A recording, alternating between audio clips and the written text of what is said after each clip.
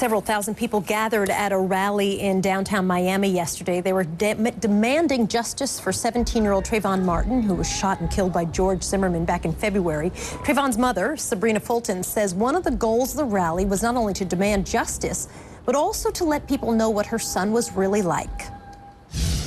We just want the public to know that he was a regular teenager, that he was respectable, and he was loved by his family and his friends. Family friend Jerome Horton was Trayvon's former high school football coach. He also attended the rally yesterday. Let me ask you first about that rally. How did it go? How was it?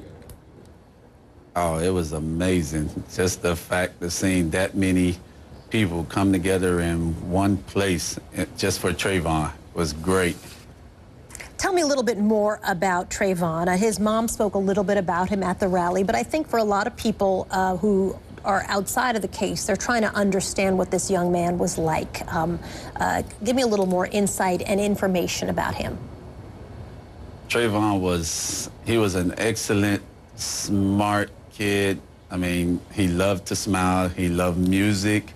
He loved airplanes. For some reason, he just got into airplanes, and that was something he took to.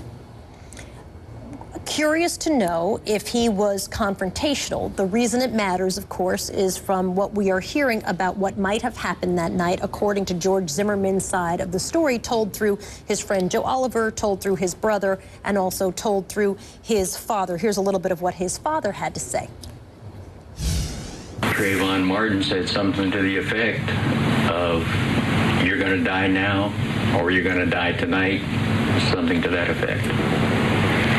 He continued to beat George, and at some point, George pulled his pistol and did what he did. The three of them, speaking for George Zimmerman, have said that it was Trayvon that attacked and was literally slamming George Zimmerman's head in the concrete for in excess of a minute. Was he at all a confrontational, aggressive young man? In all my years of knowing Trayvon, I've never known Trayvon to get into a confrontation, a fight of any sort with anybody. I mean, whether it's kids, adults, I mean, anyone that knows Trayvon, especially adult, they'll all tell you he's the most respectful kid that you will ever meet. Anyone that came across him. I take phone calls now because everyone doesn't believe that's the Trayvon that's being portrayed in the media.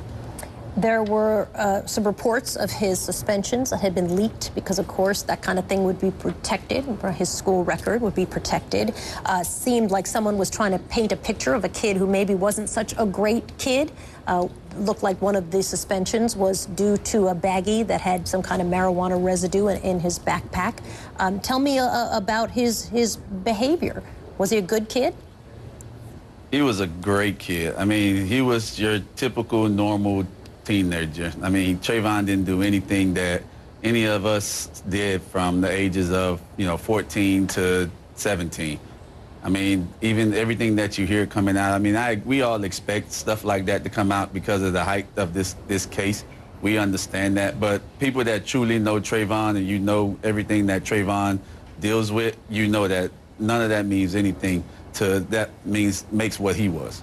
You had the chance to spend the weekend with Trayvon's family, and one of the things that I've noticed, having now interviewed them a bunch of times, is just how exhausted, physically exhausted they are. How are they holding up, and what's helping them kind of keep it together? It's been a very grueling process for them. That is so true. They are very, very tired. But, when I talk to them, and, as Coach Tracy and Sabrina, they both tell me the same thing. What would Trayvon do? Trayvon will want them to keep on going. They're going to keep fighting until they have justice. And when they have justice, just like they said, then they'll be able to mourn their son. But right now, they're going to fight and fight until they don't have any fight in them. Jerome Horton is Trayvon Martin's former football coach. Thank you for talking with us this morning, painting a more in-depth picture of him. We appreciate that. Thank you for having me. It's a pleasure. We got to take a short break. We're going to do our endpoint up next with our panel. Stay with us.